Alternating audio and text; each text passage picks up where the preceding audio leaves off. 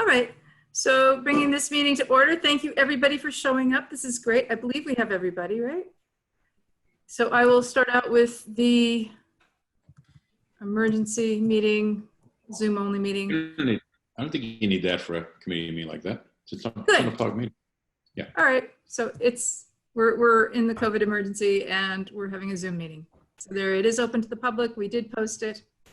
That's good. And let me get the agenda up. I have the agenda here. Where did it go? Oh, it was a PDF. There it is. All right, so let's maximize you. And we don't need to see that part. Share.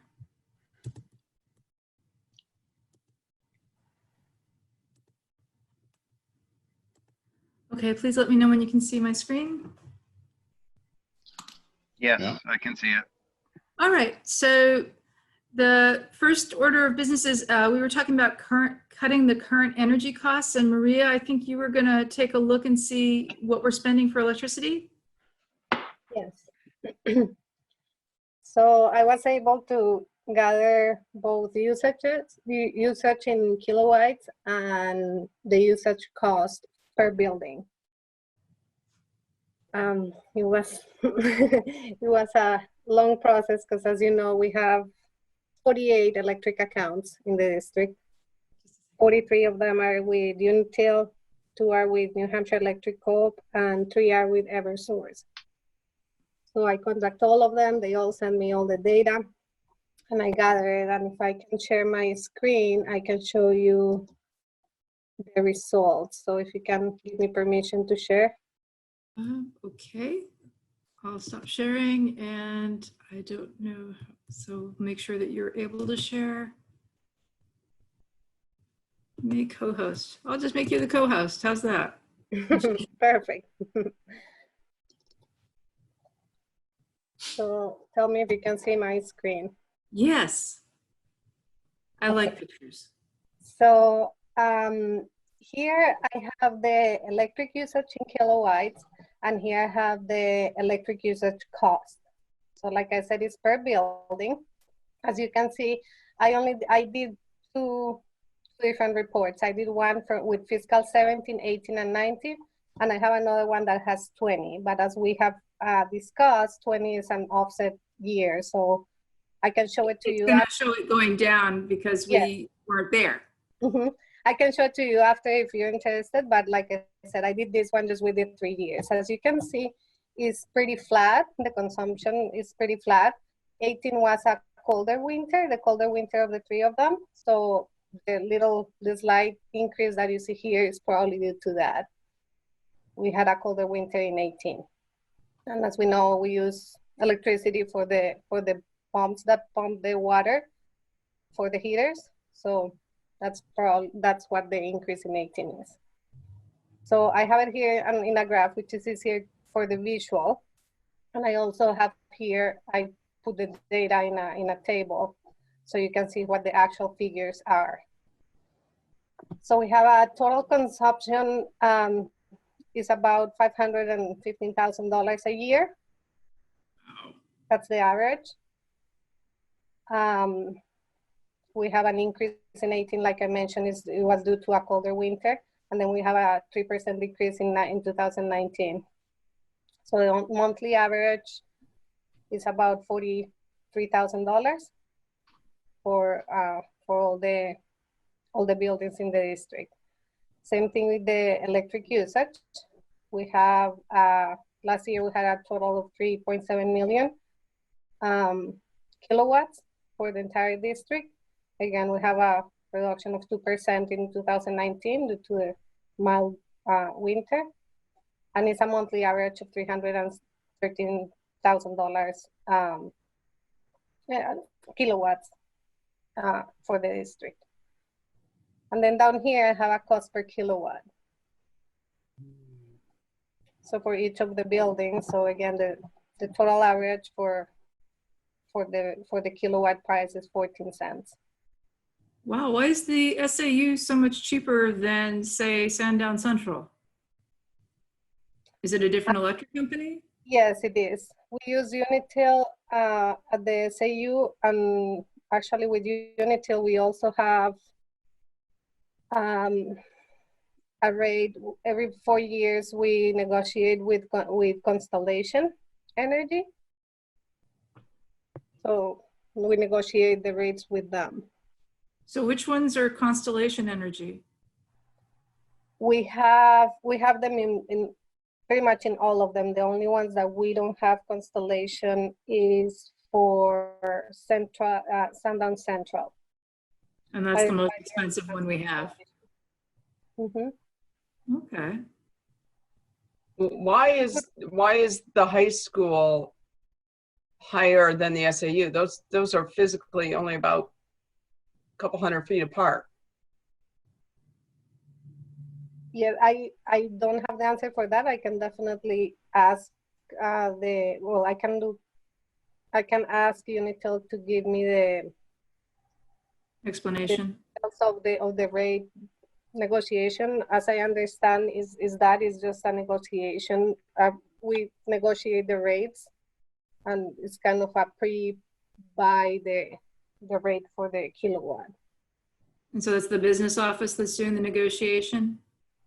So if I have to guess, I will say that probably because it's a building that has offices, they presume that the consumption will be less than a big building like the other one, so they probably give a better rate for that since it's a smaller building.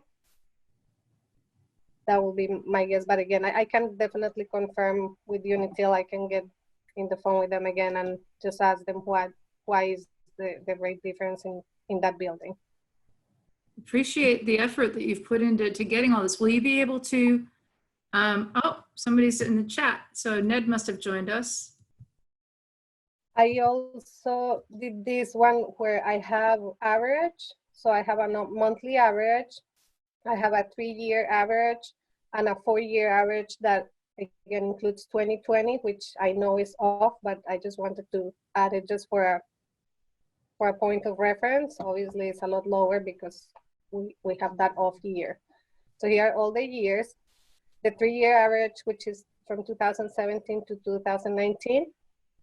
We have a total usage average, cost average of $523,000 for the district. We have an average consumption in kilowatts of 3.7. And the cost per kilowatt still be the 14 cents. This is great. Thank you. Will you be able to send this around to everybody? Yeah, absolutely. I will send it after the meeting. I will send it to all of you. That sounds great. Well, thank you, Maria. This is so with $500,000 a year spent on electricity, we definitely have room where we could save some money. Or so we hope. We sure would hope so. I mean, I've had solar since 2013, and there have been years when I've had to pay almost nothing for electricity, which is great. We need to decrease our demand at the high school and the middle school. Yeah. So, Barbara, if I can interrupt for just a second. Sure. Ned Reynolds down here, who's joined the meeting, he's from Revision Energy, the solar company. I talked to him today. He asked it, or thought it would be a good idea that he join the meeting tonight to go over some of the solar projects that we would like to look at. So okay, so I have that on the agenda under solar company update. Okay. I just didn't want him, I just didn't want you to not recognize that he was here. Yeah, I saw Okay. that. Do you want to have him do his thing first and then we'll get to the other items? That's up to you. If everybody is okay with that, let's, Maria, did you have anything to add to this?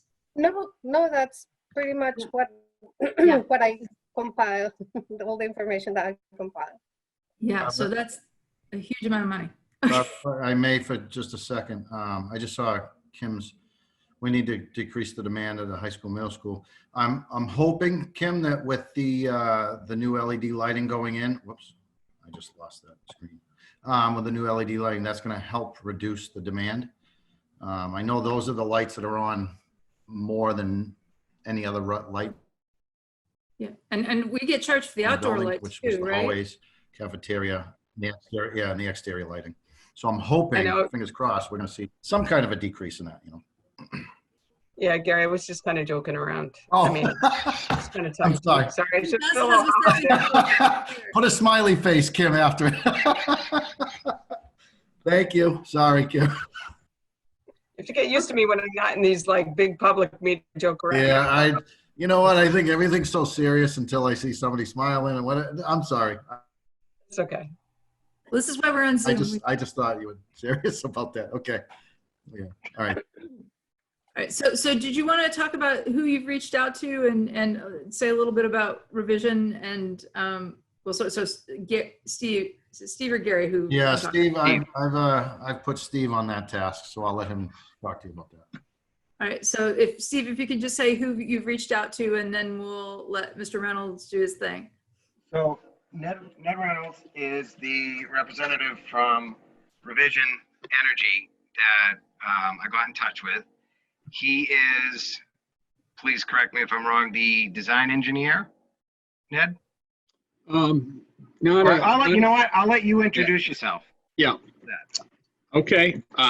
Thanks, Steve. I'm not a design engineer, rather a, you know, in the sales position with Revision. My title is, I guess, commercial solar consultant. I've been in the energy field for over 20 years with Revision for the past 18 months. And before that, with a large, spent 6.5 years with a large energy service company called Johnson Controls that people might recognize. At any rate, I do, you know, sales in the commercial and municipal markets now for Revision Energy. Just in New Hampshire. I live over in Portsmouth, and I was excited to hear from Steve when he reached out. I actually was on vacation during the week he reached out, but I was excited to hear from him because one of my best friends from my alma mater, the Coast Guard Academy, his wife was they lived in Atkinson for a long time, and she was the school nurse there at Timberlane High School for quite a while. And I talked to her, eventually talked with, you had a business manager, George. Stoninger. Yeah, I've spoken with George a couple of times during my Johnson Controls days about a possible, you know, energy project there. But it sounds like you just may have undertaken one with the LED lighting upgrade at the high school. That's great that you've done that. But there's always more we could do. There's so many ways we could save energy or use renewable energy. So we're hoping that you can give us, have you had a chance to look at any of the campuses? I have. I actually spent some time this afternoon flying around on Google Earth and added some shots to my presentation, which I prepared. So yeah, you definitely have some big potential there in the district. All right. Did you want to just launch into it, or did you want to do introductions, or because? I guess I know that I was a very late addition here to the meeting, and I don't want to jump in and sort of take over the meeting, but I do have a presentation I could go through at, you know, whenever you are ready. We could do introductions, or you could do your other. Let's just do a quick around the room so you know who you're talking to, and then we'll let you get to your presentation because we did save you a slot. Okay. I'm Barbara Kishka. I'm on the Timberlane Regional School Board, and I'm the chair of this energy committee, and I've been an energy committee aficionado for a long time. I've had solar panels since 2013, about a 10 kilowatt system. I got an electric car. We've got LED lights everywhere. So, you know, trying to do the same for the school. Yeah, indeed. Brian? I'm Brian Boyle, and I'm a bottom line kind of guy. So It's okay to save money, but what's it going to cost you up front? So I knew electric cars don't work that way. So Sure. But if you've got solar power feeding them and you're making your own power, it's not so bad. I'm all ears. I'm all Yeah, ears. that's Maria? Why most people don't have it. Oh, and Brian's on the school board. Maria? Okay, great. I am Maria Watkins. I work for the SAU 55. I'm the business administrator coordinator, business operations coordinator. I work in the business department and just basically doing the business administration of the SAU. Great. She keeps track Great. of their bean counter. And Dr. Farah, the big kahuna? Hi, I'm Kim Farah. I'm from Danville. I'm the chair of the school board. I also have been active in my university's sustainability committee, and we are, a sustainable university. I do have background in engineering also, so I'm quite familiar with alternative energy sources. Great. Great. What university is that, if I can ask? LaSalle down in Newton. Oh, yeah. Great. Steve? Sorry. My name's Steve Paradis. We've talked on the phone. I am the facilities electrician for the Timberlane School District. I've been a licensed electrician for 32 years, and that's pretty much all you get with me. And Gary. Hi, Ned. I'm Gary Paradis. I am the Director of Facilities here at the Timberlane Regional School District. Great. So Well, back to Mr. Reynolds. terrific. Like I say, I was really excited to hear from Steve, and I'm thrilled to have the opportunity to join you tonight.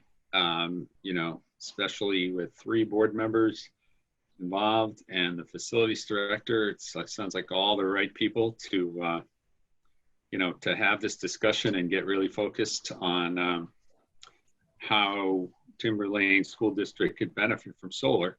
You certainly have a huge physical plant, and as we just heard, pretty large energy bills.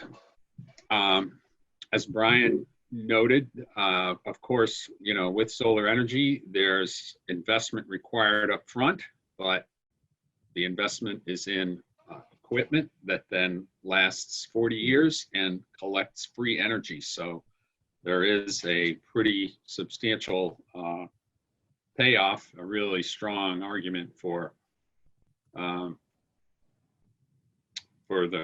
going solar, as you'll see. And you'll see that many, many school districts and municipalities and other organizations have already gone before, here in New Hampshire, as well as, obviously around the country, but Revision's market presence is New Hampshire, Maine, and Northeastern Massachusetts. So why don't I jump right into the presentation, and I'll try to go through as quickly as I can. And so we can just get to focusing on, your schools and your opportunity. So I'm going to share my screen. I'm seeing the green share screen button. Oh, somebody's got to Make you a co-host. enable that. Yeah, or make me a co-host. I don't know if there's an easier way to do it, but there you go. Okay. There we go. Share screen, and now find presentation. We're going to share, and I'm on the very last slide, so I'm going to go to the very first slide. Bottom line up front. There we go. Yeah.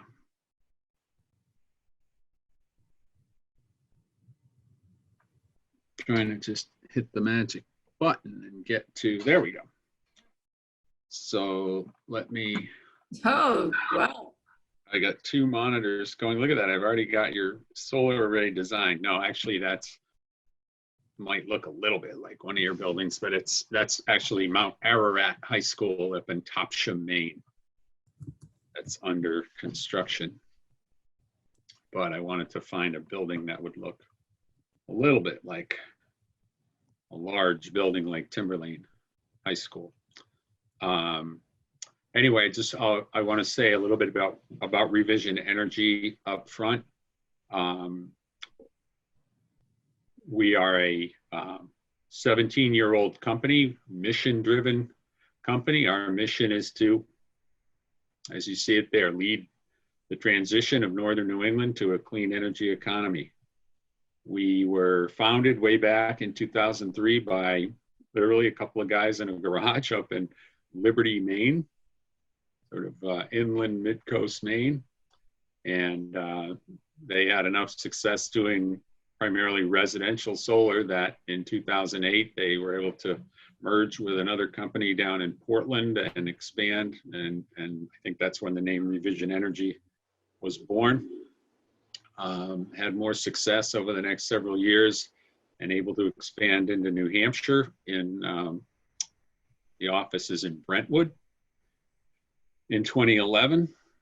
And at that time had started doing, small commercial solar as well, and continued to have success in both Maine and New Hampshire over the next several years, and expand operations even into northeastern Massachusetts. In 2017, we opened the North Andover office, and last year in 2019, we absorbed another small like-minded company up in the Upper Valley, Enfield, New Hampshire, to the point where now Revision Energy is 275 employee owners across those 5 offices. We've built over 9,000 clean energy systems. That's mostly solar, but also complementary technologies, as I'll mention in a minute. We are a 100% employee-owned company, and we're also a certified B Corporation, which is a new classification of company that sees business as a means to accomplishing a mission.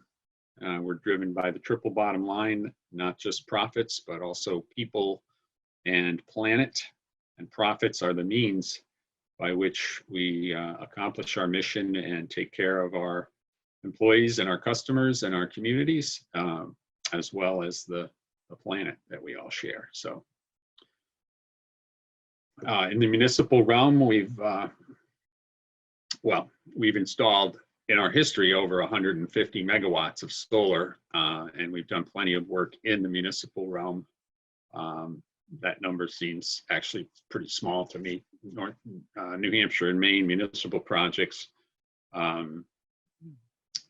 Anyway, we are easily the most experienced company in New Hampshire doing projects of any type for anyone, but especially projects that are delivered through the mechanism I'll talk about in a few minutes, which is the power purchase agreement vehicle, which enables municipalities, school districts, nonprofits, of all kinds, to benefit indirectly from the substantial federal tax credits that exist for solar. But of course, nonprofits, municipalities don't pay taxes, so they can't benefit directly. So, Mr. Reynolds, I couldn't help but notice you've got 54 slides. Do you know how long you'll need for this? Yeah, a lot of them are just pictures, and I'll breeze right through. Okay. Just yeah. checking in.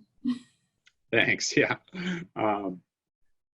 By the way, are you guys seeing a full screen, or are you seeing only the? We're seeing it in PowerPoint. Oh, you are. I'm sorry. So my own monitor. I know how many slides you. Yeah, exactly. That's what tipped me off. My own monitor is showing me the full screen. Yeah, you want to go to view presentation. Full screen, but I'm going to unplug that and make my computer do that. So now we can't see anything. Now you can't see anything. Well, that's interesting. You're leaving it to our imagination here. Now we see it. Okay, there you go. Okay, did it fill in? Okay. All right. So, so we were talking about taxes, and since municipalities aren't, there we go. Yeah, so there's a way that municipalities and nonprofits get solar done, and you indirectly can take advantage of those tax credits. So I'll talk about that. So here's just one slide that shows just a little handful of school solar projects we've done or are working on. There was a slide there before that, municipal, city, town projects, some of our clients. Here's where I mentioned that we don't only do solar, we also do what we call complementary technologies, which include electric air source heat pumps, electric vehicle charging, and battery storage. The battery storage and the heat pumps in particular are mostly residential technology, but they can be used in some commercial settings. But these are some of our business clients we've worked with. We have been ranked the #1 solar contractor in New England several years running by Solar Power World, and have garnered a host of other awards and distinctions. These are some of the nonprofit organizations we've done projects for. Why clean energy? It sounds like you guys are well aware, and you don't need me to elaborate on this stuff. There's certainly a path for clean energy, taking more and more of our, becoming more and more a part of our supply, and that's why I'm glad we're here. I don't know if any of you have seen this in the past, but it's, the representation of, should climate change continue unabated for the rest of the century, New Hampshire is expected to, climate of New Hampshire now is expected to feel like something like Virginia or North Carolina by the end of the century. So there is an imperative, and obviously you're a school system and parents, and so you're well aware of the demand that is coming from our children's generation. So that's probably why you're talking about it. The good news is the sun is by far the largest energy source that we all have to rely on. And even when people think, oh, that's maybe fine, but here we are in northern New England, solar's not really viable. Well, the success of Revision Energy over the past 17 years is one testament to the fact that solar is definitely viable. But this just shows that we happen to be on the same latitude and have the approximately the same solar irradiance as the French Riviera, which everybody thinks of as a really sunny and hot place. So we do, in fact, have a viable solar resource. And of course, what you were talking about at the beginning, the cost of electricity from the grid, nothing but going up over the past, almost 50 years. While the cost of solar equipment has come down precipitously and is expected to even continue to decline in cost. A lot of that is due to increases in efficiency or efficacy, I guess is the right word. The same size panel, year by year, they get a little bit more power out of the same area. You yield more power from the same size panel. Right, the same physical size becomes a higher power panel. So who was it that, was it you, Barbara, that said you got it in 2013? Yeah, we got 250 watts each, I think. 250 watt panels, yeah. So these days we're installing, to be fair, residentially, we're probably installing 325 watt panels on residences, and on large building rooftops, it's a 375 watt panel. So the efficacy is really, really increased. So this PPA, power purchase agreement structure that I referred to, Revision has actually had a substantial role in really developing that instrument.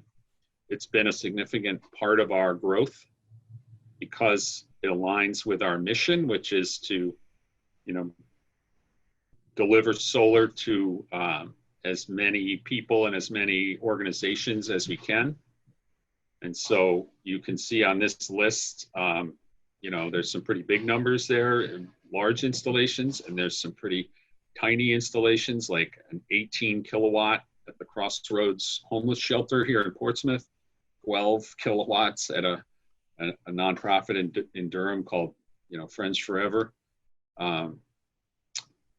Those organizations, you know, are especially ones that wouldn't have the capital to put up and buy, you know, front the money to put up solar panels. But the PPA allows them to get solar up front, and as I'll explain later on, have the option to buy it or to just stay on the power purchase agreement, you know, getting solar electricity at lower costs than the grid. But And do yeah. you have an purchase option as well? Sorry, we got a little bit garbled. What was the question? Do you have an outright purchase option as well? Oh, yes. I mean, anyone can outright, we certainly sell, you know, turnkey purchase to lots of businesses and a very handful of municipalities or nonprofits.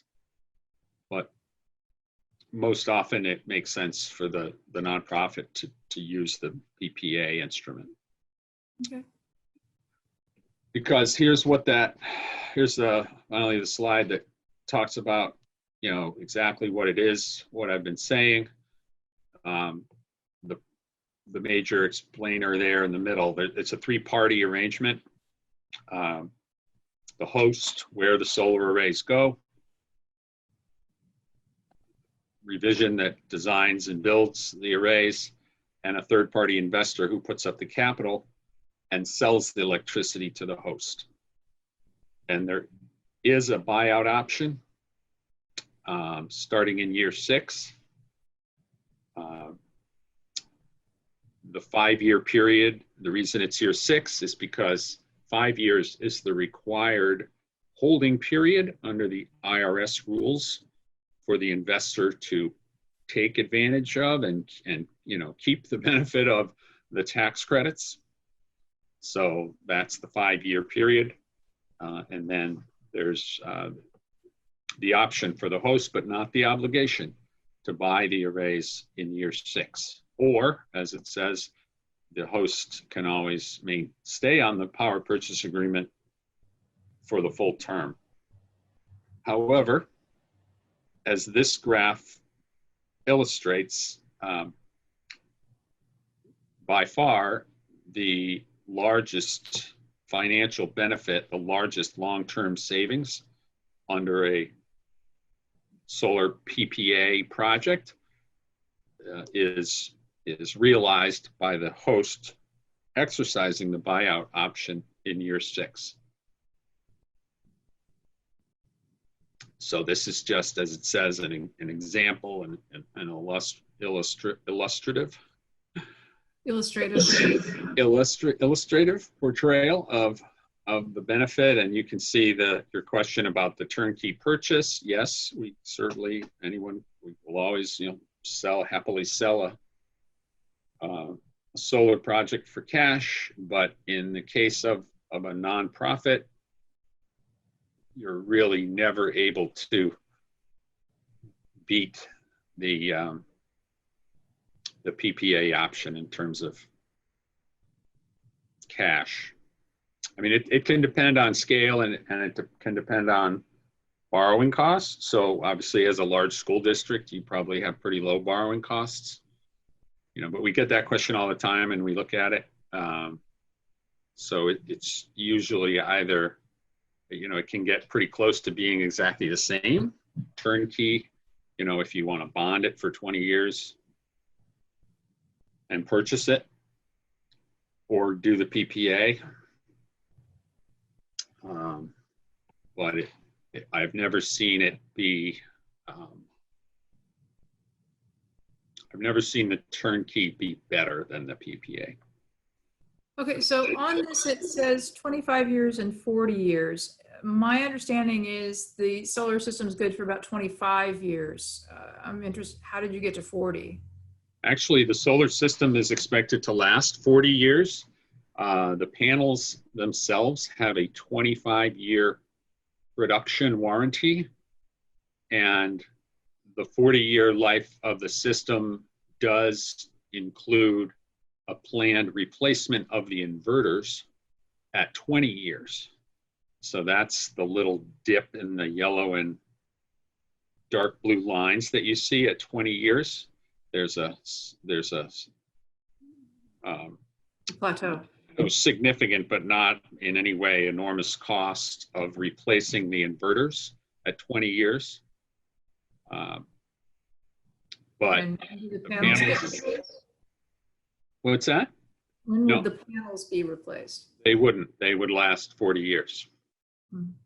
Yeah, the panels have I mean, solar's a very mature technology by now, and there's enough experience with, you know, systems that were built in the 80s, even 70s, to, you know, you guys know, I mean, solar panels, you know, no moving parts, silicon electronics. Yeah, but after 20 years, they should be more efficient the way things are going. Oh, sure, sure. And But so okay, obviously, but this is once you, only inverter replacement at 20 years. Got it. right, right. So let me elaborate again on the 25-year output warranty of the panels is, so you probably know they have expected annual degradation in output. Mhm. The It hasn't warranty, been bad, really. the warranty amount is in terms of their panels are warranted to have no less than 85% of their original output at 25 years. Sorry, did I even say a number? No less than 85% of their original output at year 25. So the annual number is about 0.5%. So think 0.5% a year degradation in output. So that the way that works out is no less than 85% at year 25. So you're right that, as I was saying earlier, that, you know, new panels, the output of a new panel, the rating of a new panel will surely continue to increase over time, but that doesn't really have anything to do with, you know, the panel that you buy. That you know, It's if just it's in the future, we might want to consider upgrading the panels to get better yield. yes, you might. Or real estate that's being used up. Yeah, you might. Absolutely. And you it know, would you presumably be a little less cost because the infrastructure is in place, whatever frames and things you have. right, you'd still have your racking and your wiring. I mean, but that's a discussion for way down the road. The point is, you'll Sorry have. to talk about this. Oh no, that's okay. It's a good one. You know, you'll have, as you can see on the graph, you know, you'll have a completely paid off system at about year 15, either way you go, and the output is warranted till year 25, and then at that point, yes, you could, but you've got a 100% paid off asset then, you know, that's going to be harvesting and producing free energy. So you could always evaluate the cost effectiveness of buying new panels and throwing the old ones away. It would have to do, I suppose, with your usage, if your usage had increased, or you know, if you needed more power from the space you had. But basically, we always show, you know, this kind of a financial forecast, the 25-year period, because it coincides with the panel's output warranty, and then the 40-year expected life. Okay, and I'm saying this graph also builds in that the cost of electricity is increasing. Yes, this is built on the assumption of a 2.5% annual escalation in utility, grid electricity, which, we think is more than warranted given this history,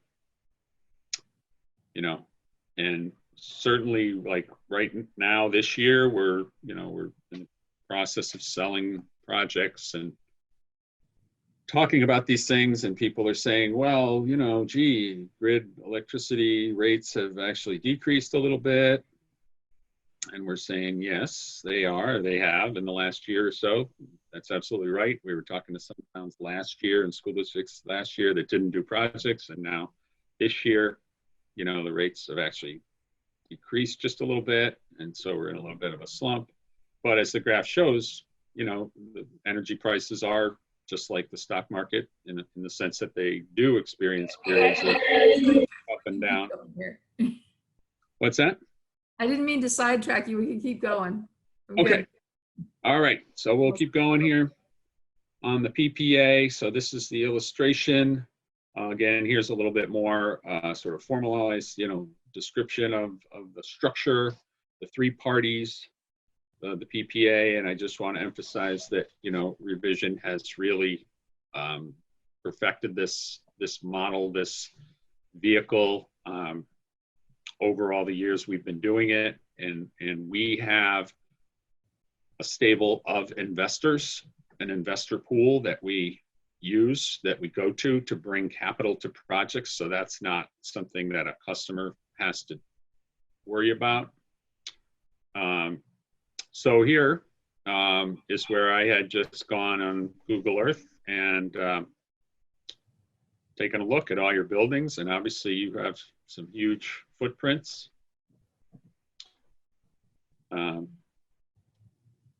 Does anyone happen to know that might be Gary perhaps, the age of the roof at Timberlane High School? So the middle school roof that you're seeing in this Google Earth is on the left-hand side. Yes. The entire back section is being replaced as we speak. So that's going to be upgraded. The main roof of the high school is roughly about 20 years old. And then there's one section that you can see, it looks like a square on the left-hand bottom. It's got some black ductwork on the top of it. That one's about 13 years old. This little piece here? That one's about 13 years old. The high school roof, there are many sections on that roof. Some are aged as 20 years, some are aged as 25, some are 10 years. So I could give you section by section. Unfortunately, I don't have that at this time. Oh yeah, that's. And the pack is original to the building, which I believe was. That's the white one. Yeah, the white roof. Not that one. The other white roof, in between the high school and middle school. That's our Performing Arts Center. Right. Barbara, was that 2000 that was built? 2000. It was 2000. So that's original to the building. Can I jump in here? Sure. We will not be looking to put solar panels on roofs that are older than 5 years old. So we will only be looking, because it doesn't make sense. Correct. We would only be looking, so let's just discuss. Part of the reason that I'm really interested in this now is we've done a lot of roof replacements. We are starting to replace more roofs. So let's just talk about buildings that have roofs on that are new that we could be looking at. I think Sandown North or Sandown Central is probably the first target that you'd want to look at. So yeah, so Maybe some Sandown. others. Sorry, Kim. Sandown Go ahead. Central was replaced last year. That one right there, as well as Atkinson Academy, and forgive me, I think Pollard was the third one. Yeah, Pollard School was the third one. Those were replaced last year. Gia, wasn't it? Was this section replaced or the whole thing? Where are you? He's at Pollard Pollard. School. I'm going on this So left, the this back, western. Yep. So that's when you have your arrow on now. That is a Ballasted. pitched roof. Well, some of it's a pitched roof. Okay, yeah, you're on a ballast roof there. You didn't get the full picture. Yeah, that one's a ballast roof that has been replaced. And then and the ballast have been put back down. So the one that you're on now has been replaced. Okay. The next one to the right of that has been replaced. And I believe those are, and then a little area over the kitchen has been replaced. Also the gymnasium and the Down here? cafeteria. Yep. The cafeteria and the gymnasium were also replaced. Yep. Okay. Okay. Well, yeah, that's absolutely a consideration. We usually say 10 years, nothing older than 10 really being a good idea to put solar on, but I can see why you might want to limit it to 5. Yeah, roof condition and roof type, ballasted, like the westernmost part, the left-hand side of this picture, that is not a suitable roof for solar. Can't put the ballasted arrays there on the ballasted gravel lawn membrane. Doesn't work. They move around, but if you've replaced any of these sections, then that's terrific. The Pollard School has a lot of potential. Is this a metal roof on Sandown North?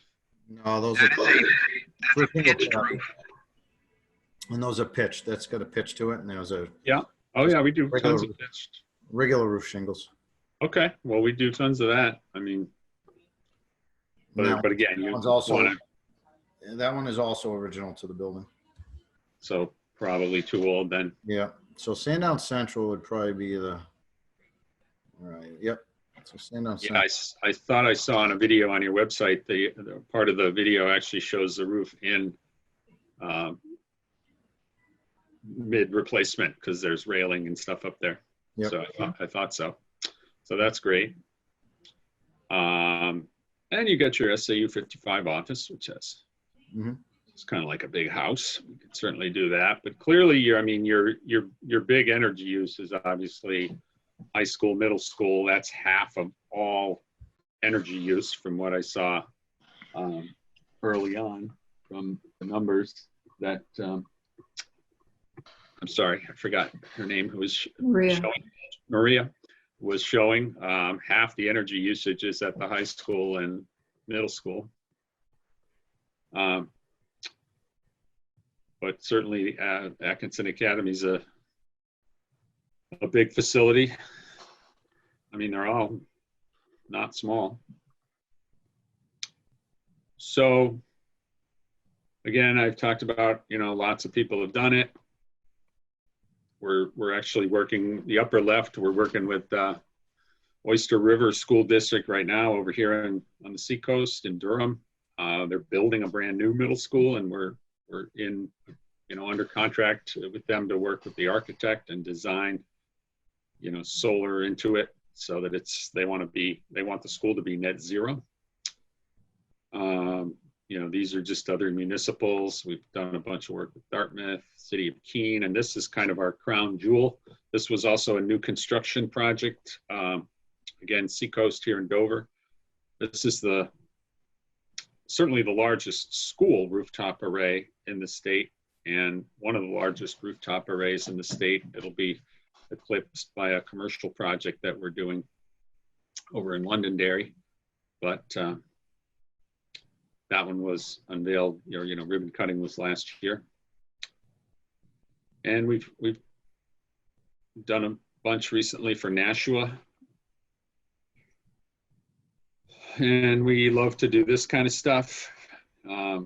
Interaction, community interaction, education around solar, get media attention to it. So I took the liberty, I didn't know if you guys were, what your timeline might be, but large projects like this do take quite a while to get, to get all the steps done. And since we're here in the summer of 2020 right now, I thought I would just show you what the path would be to getting projects done in next summer, if that's what you were thinking. So you're the first company to present. So this is very useful information, and so it's doable if we get our act together to get information for a warrant article for March. Good. Yeah. And in order to get, there is an important step, or one important aspect that I want to mention, which is meant there in step 8, which is whoever's going to build your arrays needing to make a financial commitment of 10% of the total cost of the project has to be spent. Equipment has to be procured and title has to actually be transferred by December 31st in order to safe harbor the project in 2020. And I guess that needs explanation of the investment tax credit. That's one of the significant federal tax benefits or advantages that are available to, to solar projects. And it's existed for years. The ITC, it's called for short, has been 30% for many years.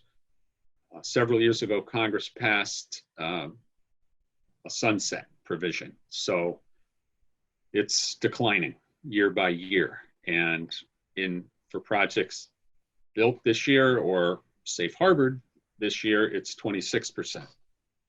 If you miss this year, the level next year is 22%. Mm. And so that may not sound like a lot, but in terms of, say, $1 million solar project, 4% is a substantial amount of money. And so it's very beneficial to do this, to not miss the safe harboring. You're betting with the voters. The voters. Right. Right. So yeah, you can see the steps that have to happen before that, and of course for there to be an investor and a final project design and all of that, things have to happen earlier in the fall in order to get to that point where you can do the safe harboring in December. But we also obviously understand that a school district can't sign, no municipality could sign a contract that absolutely commits them. Has to be subject to voter approval. But that's a risk that, say, Revision and an investor would take if it were warranted, given the commitment of the municipality or the school district. Ned, are you going to talk about any kind of numbers tonight?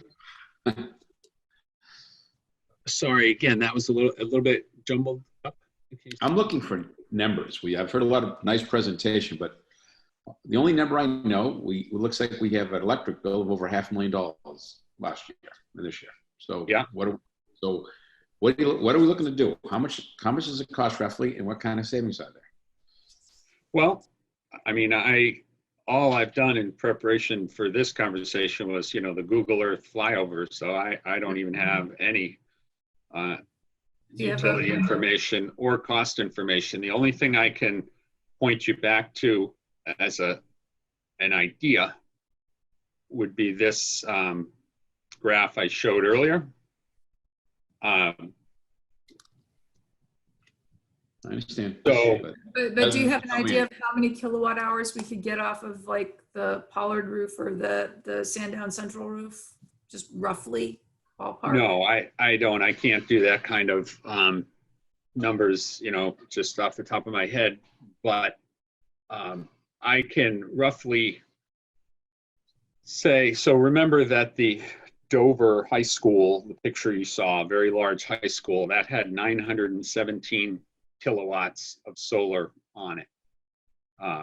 So this illustration was done, I think the 980 kilowatts was a combination of 2 buildings, two school buildings in a town I won't name, but nearly a megawatt of rooftop solar. As this is what you're considering, you know, several buildings. The capital cost of that, you know, would be close to, if not, probably, you know, it would be right around $2 million, maybe a little more. But again, you're not putting up the So just capital. for rough numbers, we're talking $82 million for 1,000,000 kilowatts. Or excuse me, yeah, 1,000 kilowatts. So right, 1,000 kilowatts is a megawatt of generation. Yeah. That's going to produce, depending on, you know, the type of roof that you're talking about, that might produce, you know, 1.1 to 1.2 million kilowatt hours per year. And what we then have to do is we have to analyze your utility rates and your bills, you know, the usage at each school. Which we just had in our previous, thank you, Maria. Yeah, I will say, Maria, you know, that was a tremendous amount of work, I'm sure, to get all those numbers together and give the big picture for what you have. It looked to me like the average cost per kilowatt hour that she was showing was the result of taking the usage, all the kilowatt hours, divided by the total bill. And that gives you something like a 14 or 15 cents per kilowatt hour cost, you know, cost per kilowatt hour. That's a reasonable way to take a first cut of your costs. But to Brian's point, if somebody's really looking at the numbers, you know, if you spend X on solar and you get Y number of kilowatt hours from solar, what are each of those going to be worth, and how much are you going to save In the payback period. exactly, backing down from your total usage? It isn't 14 or 15 cents a kilowatt hour. If anybody has, you know, delved in, and I realize most people don't because it's not very pleasant, but if you really get in there and study your electric bill, you see that it's got all these different line items and different elements of the cost. A substantial part of your bills, I'm going to say at every school building, maybe not at the SAU, as I pointed out in my comment, but a substantial part of your bill is going to be what's called demand, which is the instantaneous pole that you put on the grid. That's denominated in kW, whereas the energy is in kWh. That's the energy you're using over time. So I know I'm going down the rabbit hole here of pretty technical stuff, but what I want to say is that the marginal cost of a kilowatt hour of energy that you use from the grid and the marginal value of a solar kilowatt hour that you save is probably more in the neighborhood of 9 or 10 cents. Not You still have the grid. You have various other things like you were saying. Do you Right, ever yep. use storage, like some battery storage, to reduce, you know, peak hour usage or anything?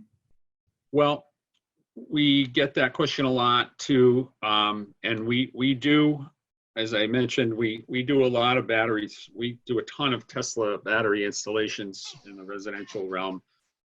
Large scale, you know, commercial or institutional building battery storage is really not here yet in terms of cost effectiveness. Part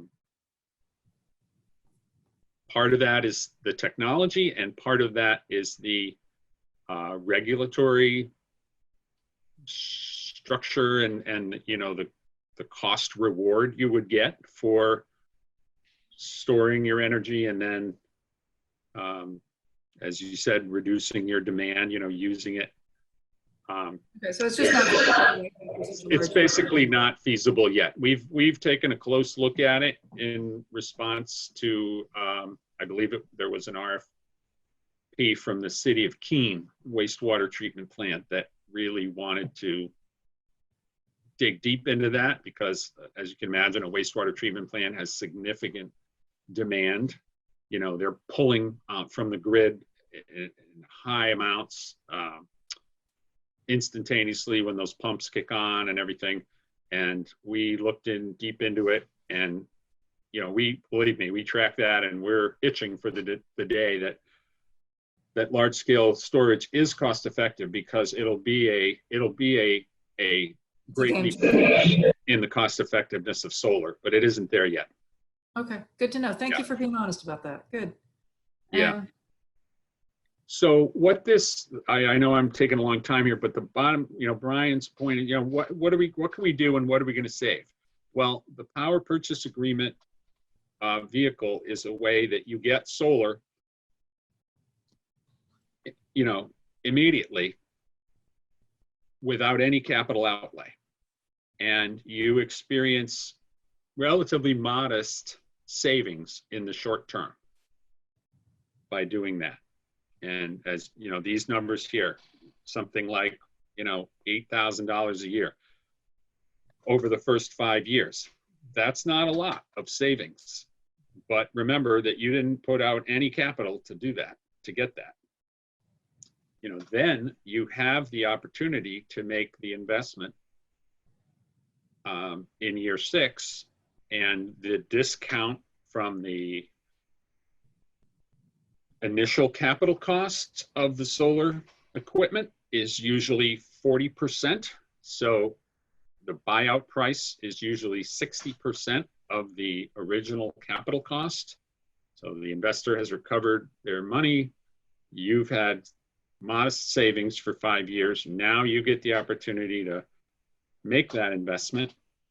And of course, at that time, with 5 years of experience of the solar production and the rates you're paying and everything else, when you're looking at that potential investment at year 5, year 6, you have very exact information about the performance of the system and how it's offsetting the usage of the buildings, and you can make a very exact calculation of the payback of that investment in the equipment. So here, as it shows a 10-year payback roughly. I would say they're 8 to 10 years. And then at year 15, you own the equipment and you've got 25 years left of the equipment life. So the real big the real big savings, as you can see there, are long-term, because now you have equipment and you harvest free energy. But the upfront savings are modest. What's that? What happens if the investment goes belly up before the 5 years or 6 years? What do you mean? How could it go belly up? Well, they're an investor, they go bankrupt. Is there, and they own, who owns the equipment? So there's really very little risk to you. The investor owns the equipment and is responsible for, insuring it, maintaining it. And there's a very close partner relationship between Revision and the investor. And, we have experience with all of our investors and we choose them carefully. So we don't see any risk of an investor, as you say, going belly up. I mean, the equipment is on your buildings. I'm sure there's provisions that's a good question. I mean, a reasonable question. But the PPA contract has, I'm sure, provisions that So I would hope if, God Yeah. forbid, that happened, that we would own the electricity, that we would be responsible for maintaining it, and we would just own the equipment. And some. Right. Once you own the equipment, then you're responsible for insuring it and maintaining it. Revision will always be here to offer you we are there for the investor to maintain and ensure the equipment operates properly for as long as the investor owns it, and we'll always be there to offer you, a maintenance contract or service. Our financial projections, these numbers, these lines always show, the cost of a recommended O&M contract. It's pretty insignificant compared to the value of the energy being produced. So So, can you tell us what the cost is for a maintenance agreement for like a 1 megawatt system this year?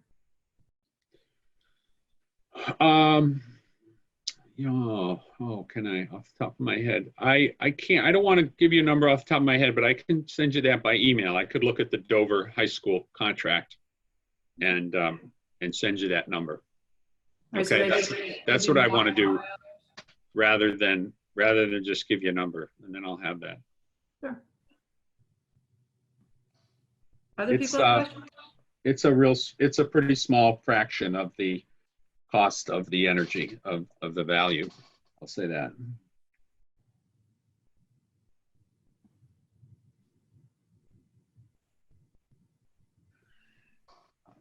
I can't believe nobody has questions.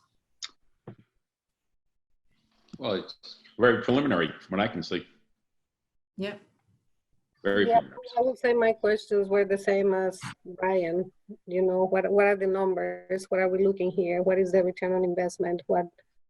But I understand that your presentation is a preliminary presentation, but that's really what it comes down to from my perspective.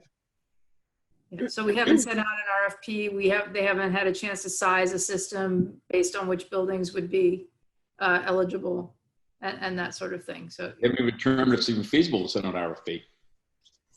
So What's what that? I would, if I could chime in, what I'd like to suggest is ask you to note in bullet 1, I say RFQ to choose a partner, particularly the situation that you're in, but really it's almost always the case where you have a general idea at this point of what buildings you think would be suitable to put solar on, and you have obviously the work Maria's done to collect the usage and cost information for those buildings, but we would need more granular cost information. The vehicle that I highly recommend you use is, rather than an RFP, which when you ask for proposals, you're asking for very highly developed, technical, specified designs of solar arrays and cost, like dialed in cost estimates. And that's a ton of work for any company to do, but for multiple companies to do. And there's the incentive when your vehicle is, as I say, very likely to be, highly likely to be the PPA is the right vehicle. So you're not looking for a cost proposal. What's the capital cost of the project? Because you're not paying that. What you're looking for is someone who can successfully design projects and recruit an investor partner and put that all together into a package to give you a PPA offer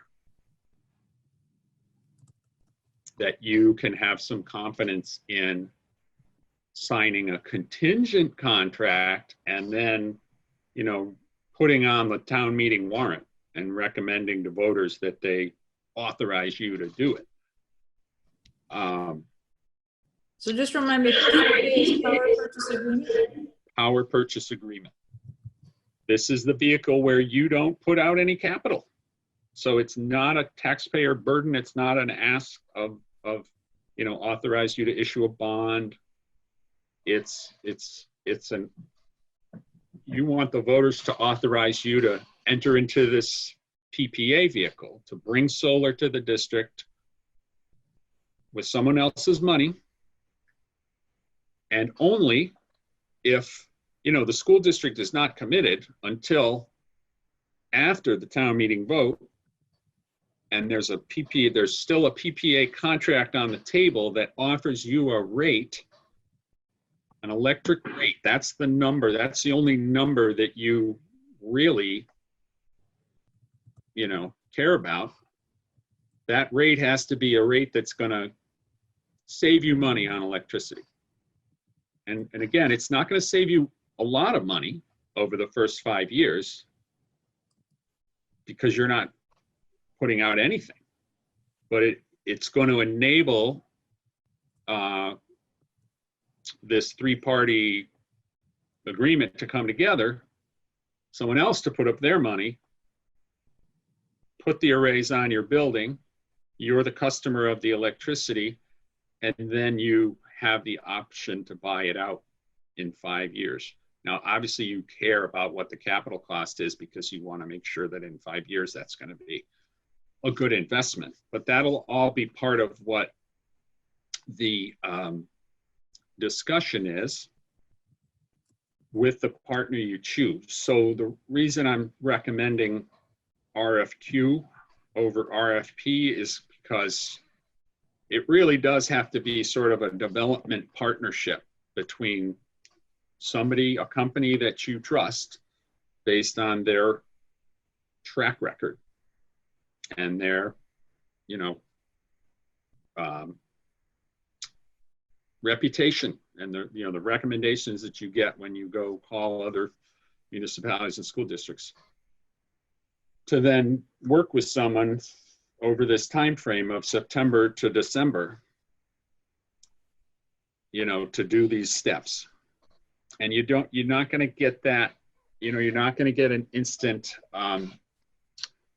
sort of pick a winner among 3 proposals or however many proposals you're able to get if you put out an RFP and you say, this is what we want to do, because there's a lot of work that has to happen and very specific engineering, and then the whole financial side of it that all has to happen. It's really hard to get that through an RFP. How long is the oldest PPA you have agreement? So PPAs, the power purchase agreement, the term of those is usually 25 years. No, I'm asking specifically, who is your oldest customer that has a PPA? Sorry, the oldest customer that has a PPA. So the first customer for Revision Energy, as I understand it in Revision Energy lore, was the Goodwill Hinckley School up in Maine. And I think that's 2011. I should know that. So it's like 9 years old. But yeah. And did they buy out or they're still on PPA? For Goodwill Hinckley, I'd have to check. I know they're doing a phase 2. But I'd have to check and see whether they already bought phase 1. It'd be nice to have a couple of references from people who've had it for like 8-9 years.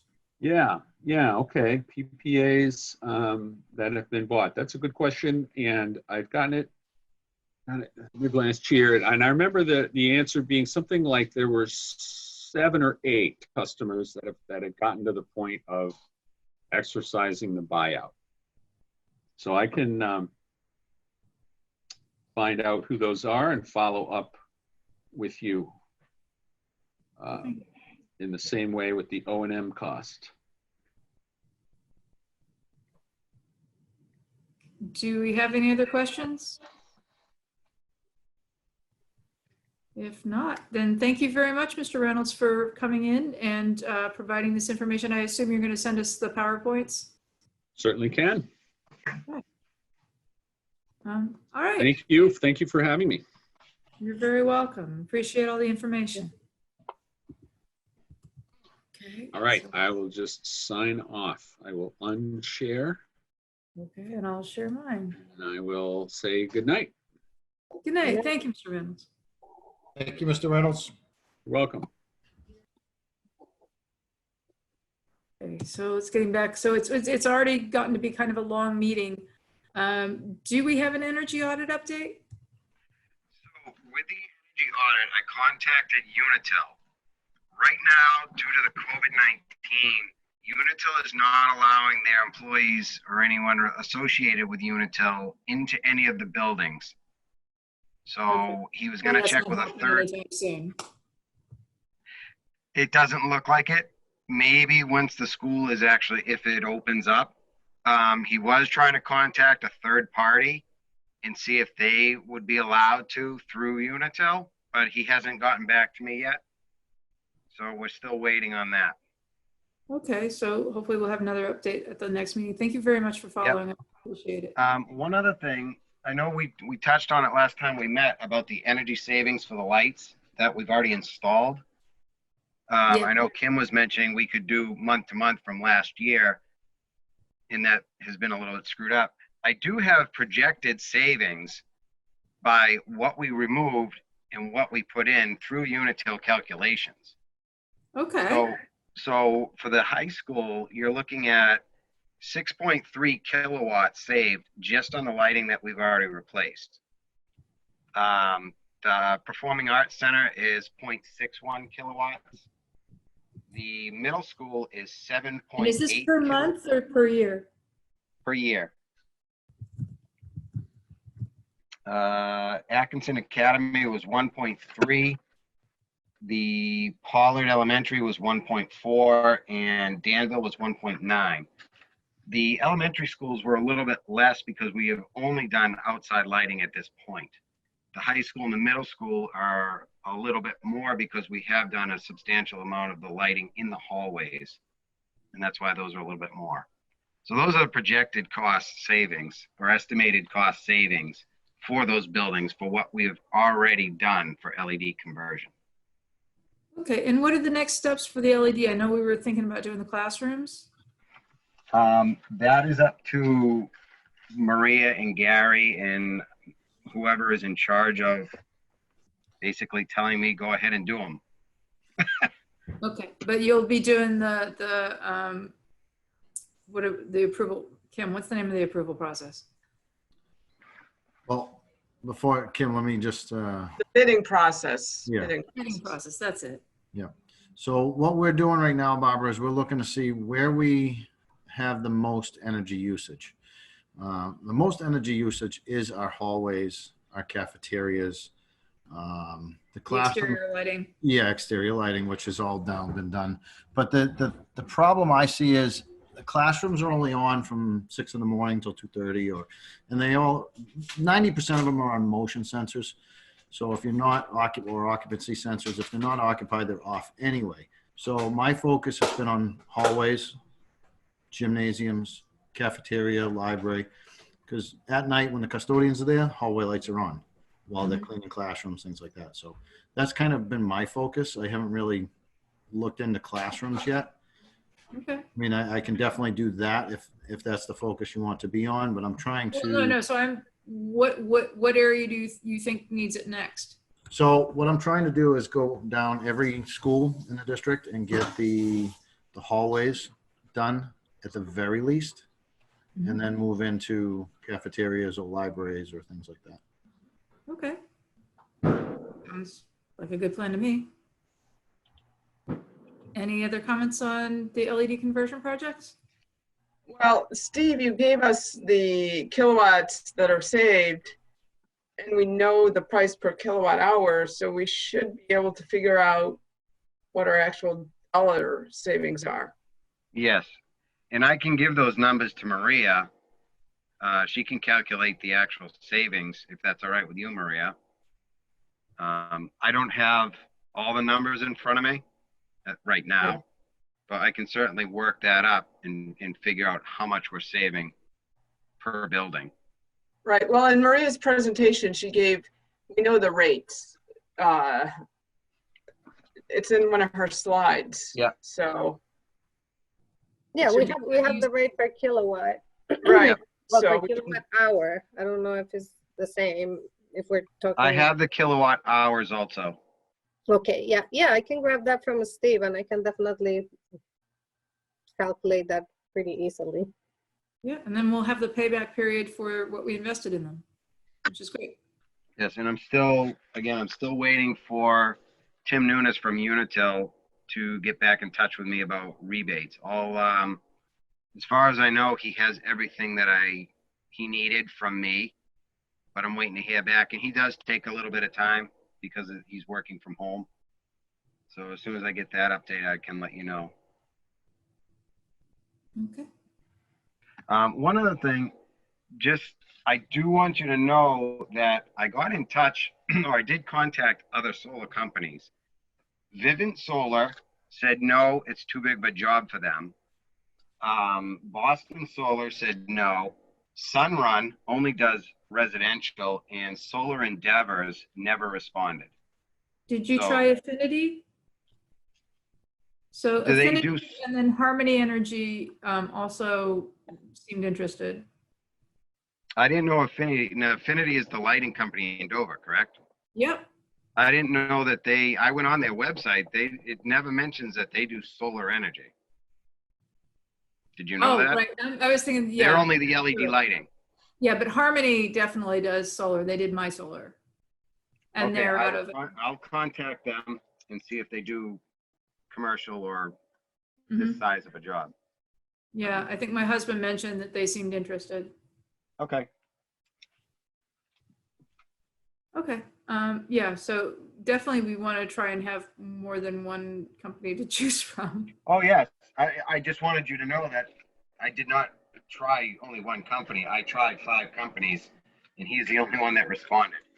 Okay. Well, that's very helpful to know. I very much appreciate your outreach and that you were able to get somebody to come and present to us. So that's very good.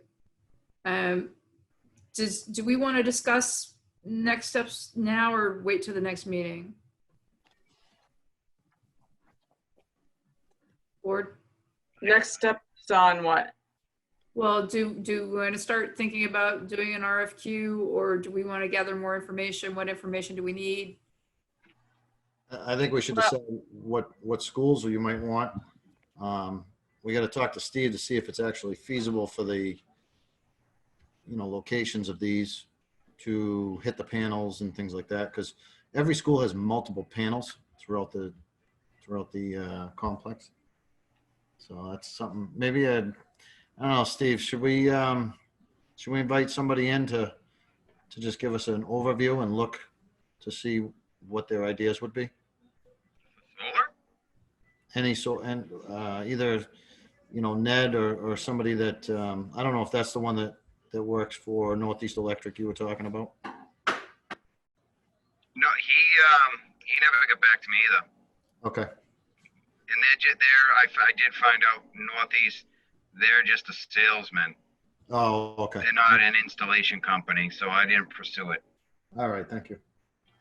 All right, so we should have a wish list of which buildings we think are most likely that we would want to have solar on. And he did, he said he needed a more granular usage, but I'm not sure what that is. I think Maria probably has it, whatever it is. I think if he just looked at the graph that Maria prepared, that's what he's looking for, how many kilowatts we use. Okay. Let's see. Kim, the university the project that you did at the university, did you guys use a power purchase agreement or did you buy them outright? I think it's a PPA that we used. I mean, that's like he said, that's typical because you don't want to have to outlay that much of a cash investment. So my guess is that all these schools and things are doing PPAs. It I makes mean, sense. we could reach out to some of the schools like Dover and things. I know I talked to their BA at one point. She was very helpful on something else, you know, just to get a sense of it. Exeter has solar. Brentwood has a solar array. We could check around, but I think most places are going with PPAs because voters are not going to be willing to outlay that much cash on a warrant article. True that, especially these days. Yeah. I mean, maybe on a new building project, you could build it into the cost, but not on a standalone warrant. Is it less money, do we know, to put solar on the ground? I don't know. It's Because about the same. We have trees. We have the bars on poles. Yeah, but I'm talking about volume there. So to me, there's that large tract of land to the right of the middle school, which is a practice field on occasion. Mhm. Is that what they were planning on using for parking? I hope not, because I think it might be cheaper to go to 120, quicker to go to 125. Brian, where are you talking? You know, there's way off in the woods. Yeah, it goes down that little hill there. Yeah, there's like Yeah, people use a practice field. well, no, that's where the middle school field hockey plays. Okay, I understand. Yeah, we can I'm just move throwing that. it out there. Yeah, we can move that though. I mean, that's definitely. No, well, I'm just throwing it out there as, you know, I don't know how this works, but if there's a sea of panels down there, like when he showed that picture of Phillips at Exeter, those were on the ground. Yeah. Those were on the roof. Right. And the If ones, you drive around on Route 90 in Massachusetts, you go by lots of fields of solar arrays. Or if you go on Google Earth, you can see there's lots of places where there's, you know, just fields. and that just happens to be off to the side that no one could, you know what, that's all. You know, you could probably put quite a few panels there, that's all. Well, I I don't- think the maintenance would be less just because it's easier to access and all that. Could be, but yeah, but you wouldn't have any, that's just a thought. Yeah. Okay. And I want to revisit this conversation we started before that gentleman came in about the conversation about the airflow thing. Oh, right. While we had the Powders brothers with us. Are we adjourning this meeting and starting another? No, you're not going to adjourn. We're going to be about 300% quicker than good old Ned. Yeah. Wait, yeah, but Brian, we got to finish our agenda here. Yeah. Okay. Just real quick. So just going on about solar canopy, the gentleman did mention solar canopies that they do. I got feedback from Lincoln Sudbury School in Massachusetts and from Comcast. I didn't get their business people, so I didn't get cost or effectiveness or anything like that. But I did get feedback that if you do choose to put a solar canopy for car parking, that be careful about what goes between the panels. Make sure there's a channel to catch the water so you don't have icicles and dripping between the panels. And also be very aware of how much runoff comes off those and make sure that the runoff is channeled so you don't end up with flooding or ice skating. So just some practical stuff. EV maintenance vehicles. I was just going to show a couple of cute little maintenance vehicles that are electric so that if we ever do need to get another maintenance vehicle or a truck or anything like that. Come here. I'm talking to my computer, excuse me. Let's see if I can get this. Put this here. Sorry, I didn't have it up. How come it can't be reached? Oh, because I didn't spell it right. And then I'll get it to where you can see it. Let me share. And where did the browser go? I think that's it. Why is it not showing me the right thing? All right, tell you what, the meeting's gone on long enough. I will do this next time because this is not coming up for me very well. Yeah, forget that. All right, so back to the agenda. And so we had the maintenance vehicles, financial discussion. This was Kim about, let me remind myself what this was about. This was So about, Kim had said the financial consultant about whether we could use savings from energy projects to fund more energy projects. right. I think we should just let that go for now. I haven't had a chance to talk to anybody. Okay, so we'll push those guys off to the next time. Do we have any other business we want to talk about other than HVAC? All right, I will adjourn the Energy Committee meeting, but keep people